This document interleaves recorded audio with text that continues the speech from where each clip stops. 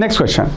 Question says two satellites A and B move around the earth in a same orbit.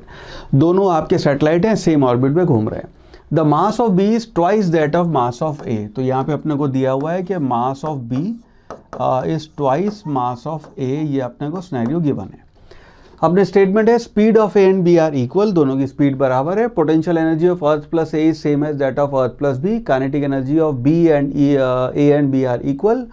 Total energy of earth plus A is same that of earth plus B. Now इस scenario को ऐसे देखना कि मान लीजिए हम यहाँ पे कह रहे हैं कि ये आपके अर्थ और ये आपका मान लीजिए कोई ऑर्बिट है और आपके दो सैटेलाइट हैं. दो सैटेलाइट यहाँ पे मूव कर रहे हैं. तो एक सैटेलाइट यहाँ पे है, लेट्स कॉल दिस ए. दूसरा सैटेलाइट यहाँ कहीं पे है बी. दोनों आपके ऐसे करके किसी ओमेगा से, ये आपकी किसी, इसको वी ए कह देते हैं, इसको आप वी बी कह देते हैं. ये आपकी वैल्यू हो जाएगी. वी ए और वी बी ऐसे ऐसे आपके एक ही ऑर्बिट में दोनों सैटेलाइट घूम रहे हैं. इस सिनेरियो में पहला है स्पीड आपकी दोनों की बराबर होगी. सो दैट इज जो स्पीड है उसको हम लिखते हैं under root G M by R. Speed जो है उसको हम लिखते हैं under root G M by R. नो इस वजह से क्योंकि दोनों का डिस्टेंस सेम है आपके प्लैनेट के सेंटर से, तो इसलिए दोनों की स्पीड बराबर हो जाएगी. यानी कि ऑप्शन 1 जो है that would be the right answer.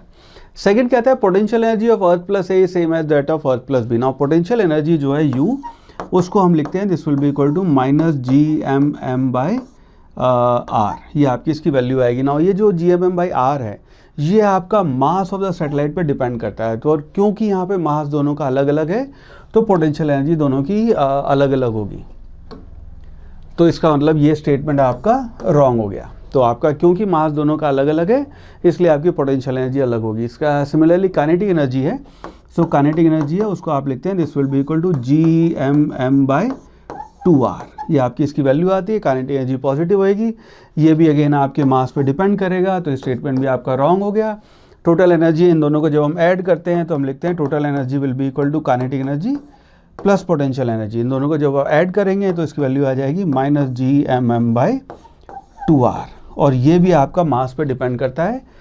यानी कि क्योंकि दोनों का मास अलग है इस वजह से ए और बी दोनों की टोटल एनर्जी भी डिफरेंट होगी. दैट मीन्स ऑप्शन 1 जो है दोनों की स्पीड बराबर होगी. That would be the right answer for this particular problem.